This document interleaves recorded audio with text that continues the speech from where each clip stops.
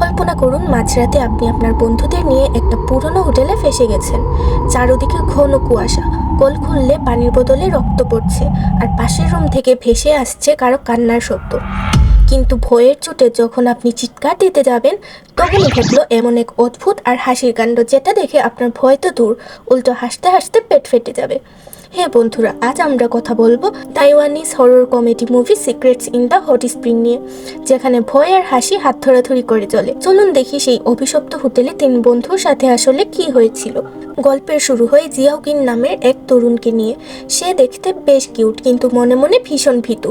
তার বাবা মা মারা যাওয়ার পর সে তার দাদা দাদির সাথে থাকতো না, কিন্তু হঠাৎ একদিন তার দাদি তাকে ফোন করে কান্নাকাটি করে জানায় যে তার দাদা খুবই অসুস্থ, মরমর অবস্থা। জিয়াওকিন নিরুপায় হয়ে তার গ্রামের বাড়ি অর্থাৎ তাদের পারিবারিক হট স্প্রিং হোটেলে যাওয়ার সিদ্ধান্ত নেয়। কিন্তু একা যেতে ভয় পাচ্ছিল, তাই সে বুদ্ধি করে তার ক্লাসের 2 বন্ধুকে, যারা তাকে একটু বুলিং করত, তাদেরকে পটিয়ে সাথে নিয়ে যায়। তারা ভাবলো আরে বাহ, গরম পানির ঝর্ণায় গিয়ে রিল্যাক্স করব। তারা যখন পৌঁছালো, দেখলো হোটেলটা যেন কোনো ভৌতিক সিনেমার সেট। জীর্ণ শীর্ণ অবস্থা, চারপাশে কুয়াশা, আর আবহাওয়াটা কেমন যেন থমথমে। জিয়াওকিনের দাদা দাদির আচরণও খুবই অদ্ভুত। তারা তাদের অদ্ভুত সব নিয়ম মানতে বাধ্য করে, যেমন রাতের বেলা নির্দিষ্ট রুমের বাইরে যাওয়া যাবে না। প্রথম রাতেই শুরু হলো আসল খেলা। 3 বন্ধু যখন ঘুমানোর চেষ্টা করছে, তখন তারা অদ্ভুত সব শব্দ শুনতে পায়। বাথরুমের কল থেকে রক্ত পড়ছে, দরজায় কে যেন নক করছে। তারা ভয়ে একজন আরেকজনকে জড়িয়ে ধরে চিৎকার শুরু করে। বন্ধুরা, আপনারা ভাবছেন দাদি হয়তো নাতনিকে পেয়ে খুবই খুশি।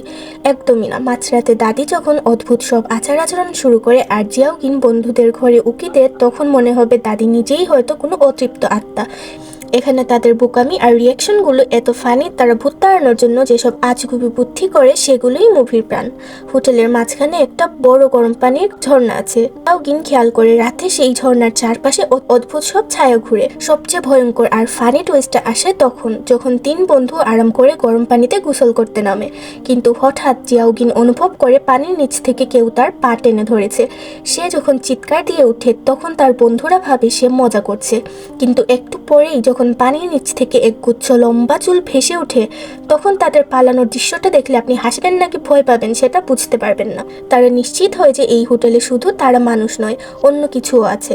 তারা যখন পালানোর চেষ্টা করে, তখন দেখে হোটেলের দরজা বাইরে থেকে বন্ধ। ধীরে ধীরে জিয়াওকিন আবিষ্কার করে যে তার দাদা দাদি আসলে তাকে কোনো বিপদে ফেলার জন্য ডাকেনি, তারা আসলে একটা রহস্য লুকাচ্ছিল।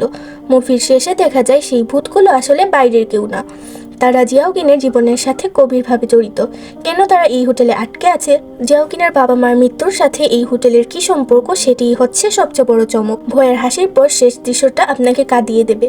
জিয়াওকিন বুঝতে পারে যে তার দাদা দাদি তাকে কতটা ভালোবাসে। ভূতগুলো আসলে তাদের ভয় দেখাতে চায়নি, আর সেগুলো আসলে আর কেউ নয়, সেগুলো হচ্ছে জিয়াওকিনের দাদা দাদি। জিয়াওকিন তার 2 বন্ধুর সাহায্য নিয়ে সেই অভিশপ্ত হোটেলটিকে একটি সুন্দর জায়গায় রূপান্তর করার চেষ্টা করে। সবাই ভাবছিল এই হোটেলে শুধু ভূত আছে, কিন্তু গল্পের আসল মোড় ঘুরে তখন, যখন জিয়াওকিন একটা পুরনো ডায়েরি খুঁজে পায়। সেখানে দেখা যায় তার বাবা মায়ের মৃত্যুর পেছনে এই হোটেলের একটা কালো ইতিহাস আছে, আর সেই ইতিহাসের সাথে তার দাদাও জড়িত।